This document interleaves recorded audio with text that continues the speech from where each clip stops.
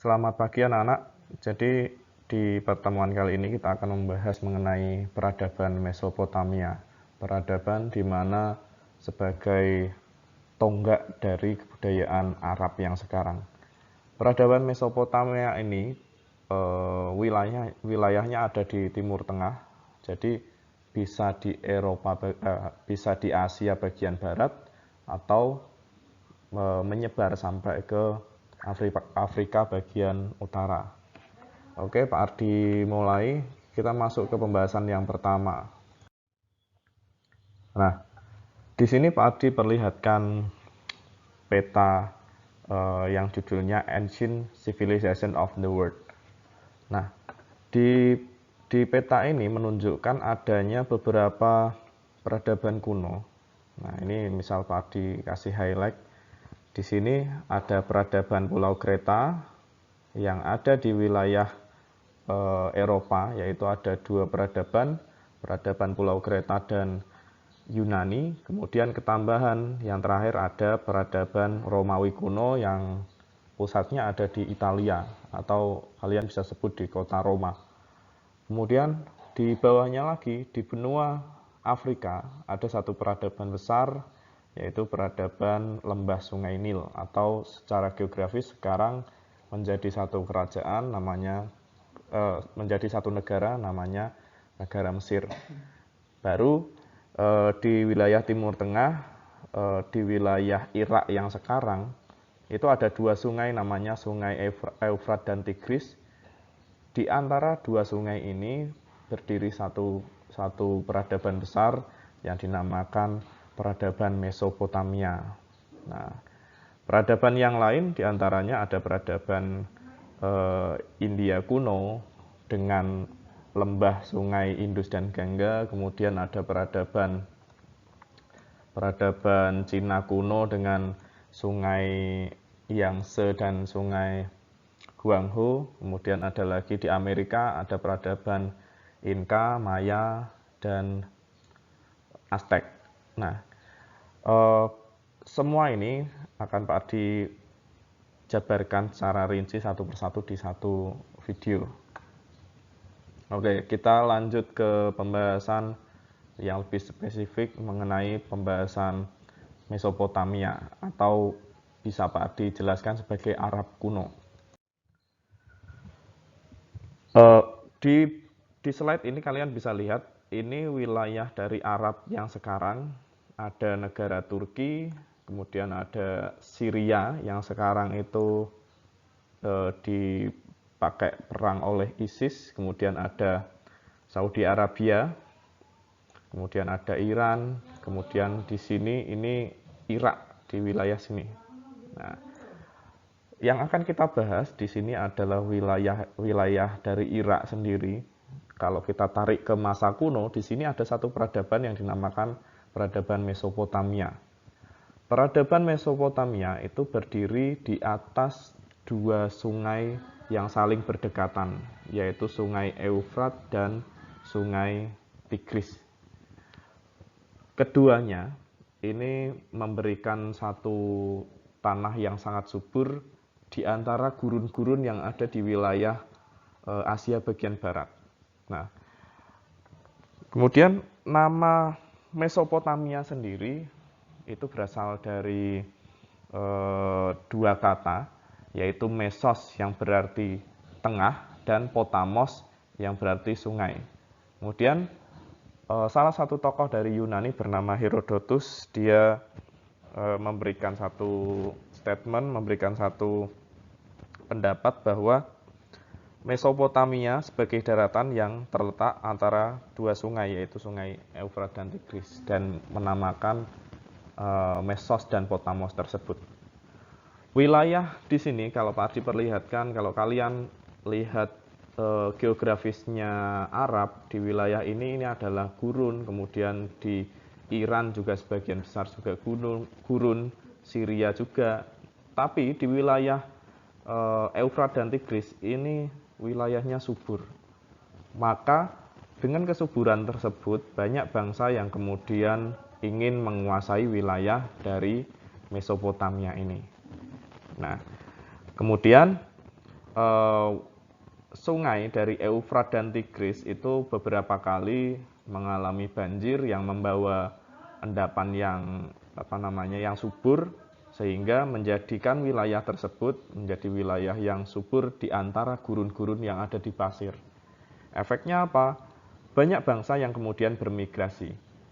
Bangsa yang paling tua yang bermigrasi ke wilayah Mesopotamia ini adalah bangsa Sumeria yang kemudian mendirikan banyak kota, diantaranya ada kota Ur, kota Uruk, Lagas, dan Nippur, yang kemudian nantinya akan menjadi sebuah peradaban besar di dunia. Apabila nanti kalian ingin membaca secara lengkap, nanti Pak Ardi kasih di deskripsi ada link sway-nya. Kemudian, bagaimana dengan kehidupan pemerintahan? Ada beberapa kerajaan yang kemudian mendirikan pemerintahan di wilayah Mesopotamia ini. Kurang lebih ada 6 kerajaan besar yang Pak Ardi list di sini. Kemungkinan ada lebih dari jumlah ini, cuma yang ditulis di sejarah itu adalah bangsa yang memang memiliki catatan yang banyak. Diantaranya ada kerajaan Sumeria yang pertama, kemudian ada kerajaan Akkadia yang menguasai nomor 2 terbesar, kemudian ada kerajaan Babilonia, kemudian ada kerajaan Assyria, kemudian Babilonia baru, kemudian baru kerajaan Persia, dan masuklah ke masa yang modern. Nah, kita bahas satu persatu dari kerajaan-kerajaan ini. Yang pertama, ada kerajaan Sumeria.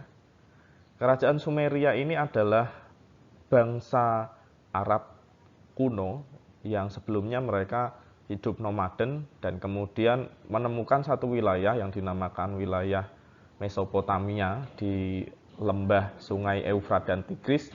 Kemudian mereka menguasai wilayah tersebut.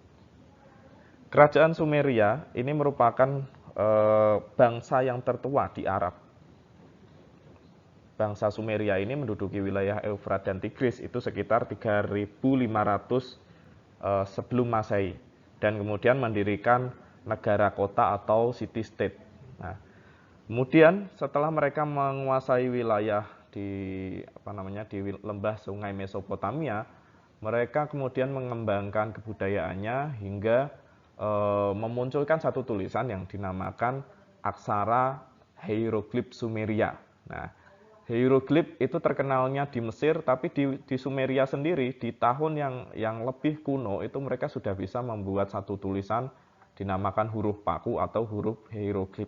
Gambarnya kalian bisa lihat di gambar ini. Nah, selanjutnya orang-orang Sumeria juga mempunyai kepercayaan terhadap dewa-dewa atau dinamakan politeisme.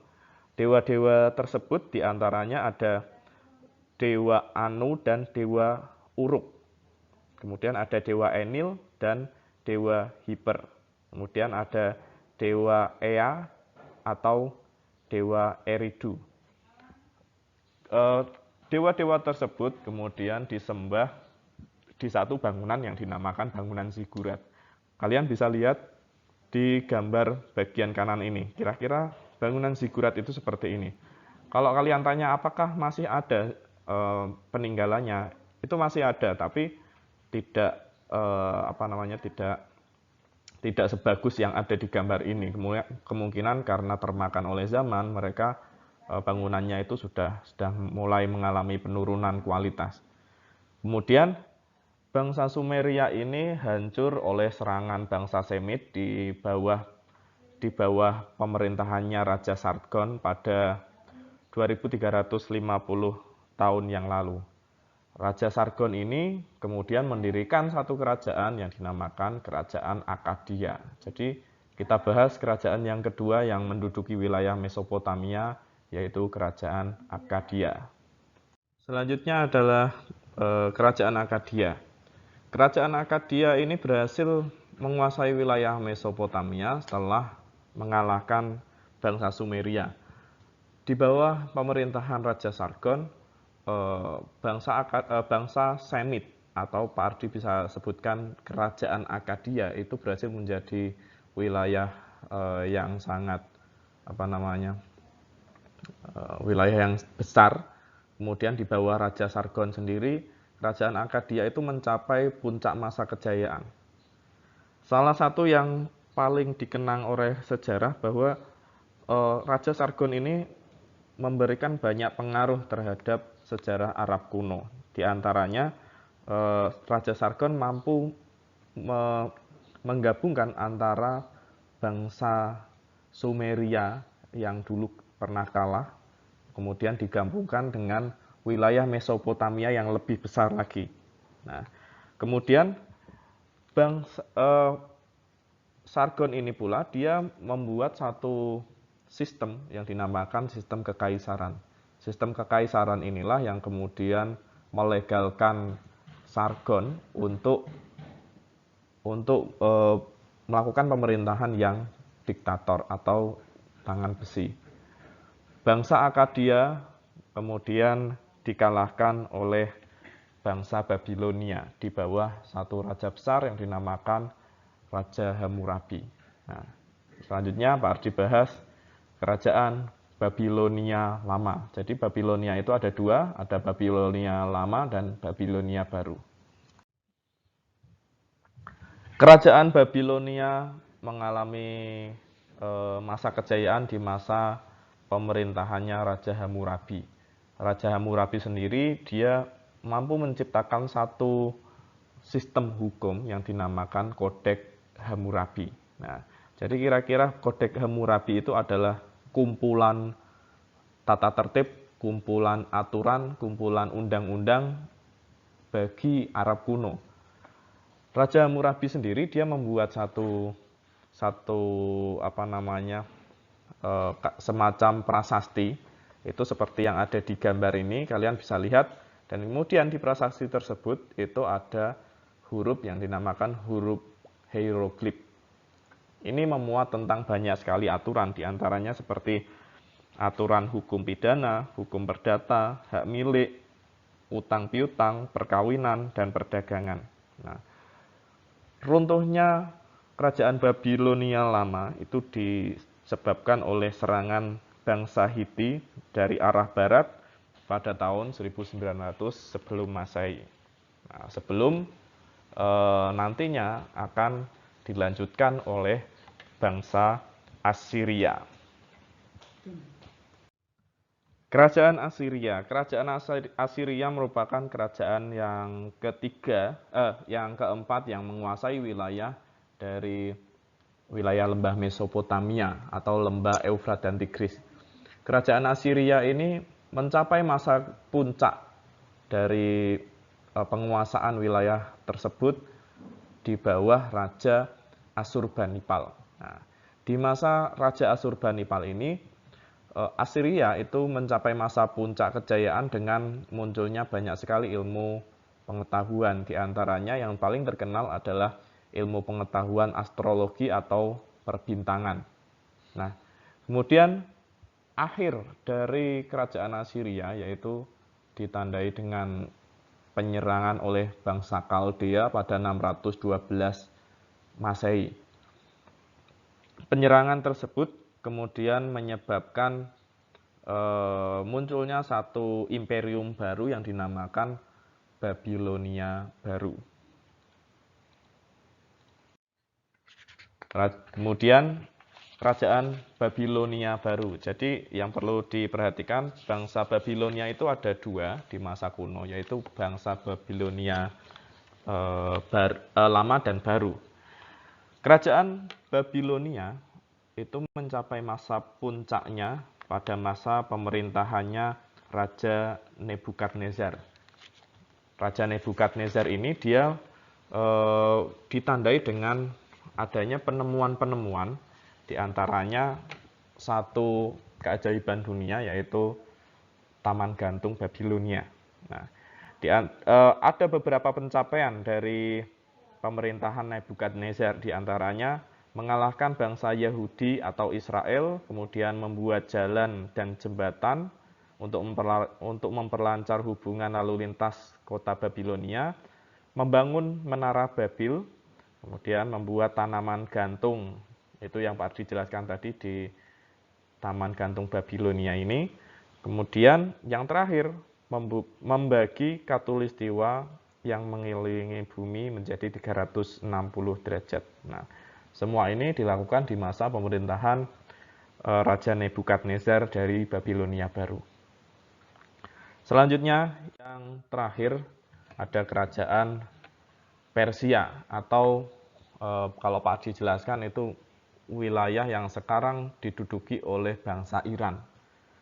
Wilayah Persia atau kerajaan Persia itu berada di wilayah Iran yang sekarang dan pada masa dulu itu beribu kota di wilayah Persepolis atau di pinggiran sungai Tigris sendiri.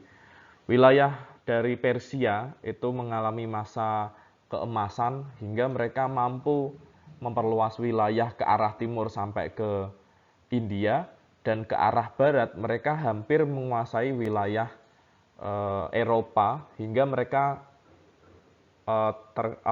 dihambat oleh kebudayaan Yunani kuno yang pada saat itu dikuasai oleh Sparta dan Athena. Kemudian raja yang terkenal itu adalah Raja Darius, raja yang paling termasyhur dari Persia. Raja ini dia mampu mencapai masa keemasan dengan beberapa penemuan, diantaranya membuat jalan raya yang membentang sampai ke wilayah Persepolis dan wilayah pos-pos dari wilayah jajahannya.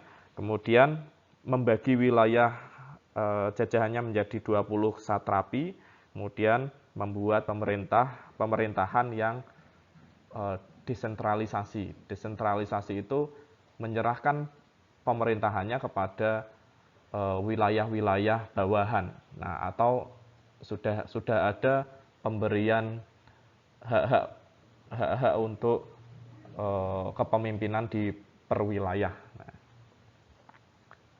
selanjutnya, bagaimana kehidupan ekonomi? Jadi, kehidupan ekonomi di wilayah lembah Eufrat dan Tigris itu memanfaatkan kesuburan tanah. Jadi kalau kita mempelajari sejarah itu harus menganalisa juga ketika wilayahnya subur berarti mereka lebih condongnya ke pertanian. Nah, mereka melakukan pertanian, kemudian melakukan juga peternakan, sekaligus juga mencari ikan-ikan yang ada di wilayah Sungai Eufrat dan Tigris.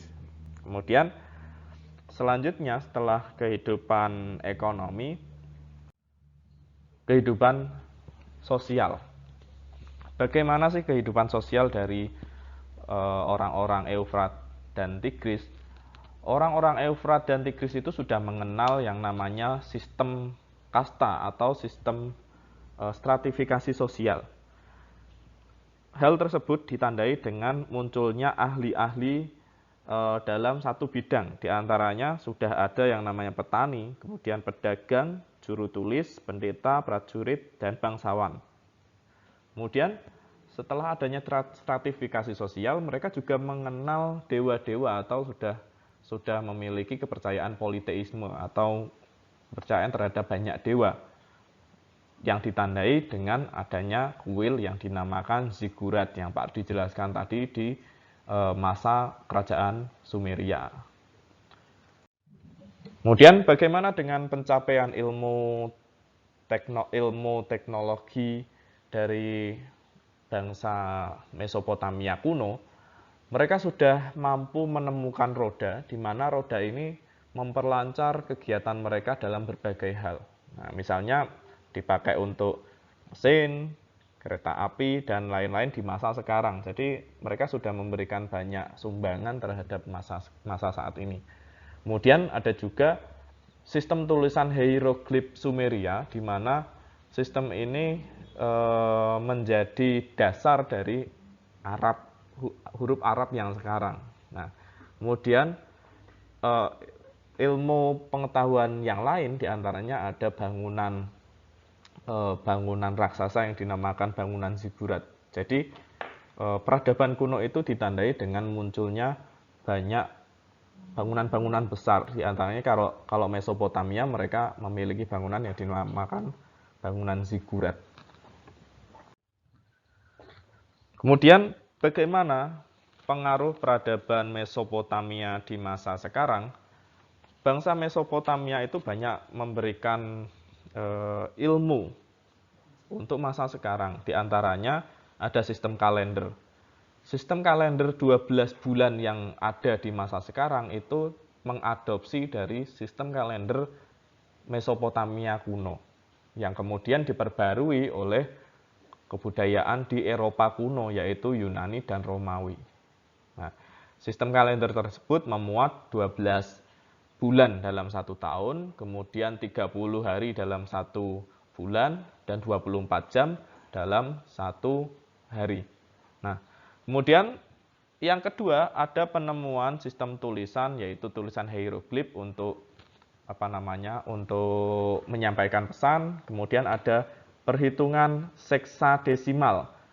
Perhitungan seksadesimal ini merujuk pada perhitungan per 60-an. Nah, kalau di kalender itu kalian bisa lihat ada 60 detik, 60 menit, kemudian ada 24 jam dan 12 bulan. Itu didasarkan pada sistem seksadesimal. Kemudian yang terakhir ada penemuan roda yang pada masa ini banyak dipakai di peralatan-peralatan mekanik seperti mesin-mesin. Nah, untuk tambahan lagi, satu lagi ada penemuan kodeks hukum, yaitu sistem hukum yang dipakai di masa Hammurabi. Kira-kira cukup sekian untuk materi yang Pak Ardi jelaskan.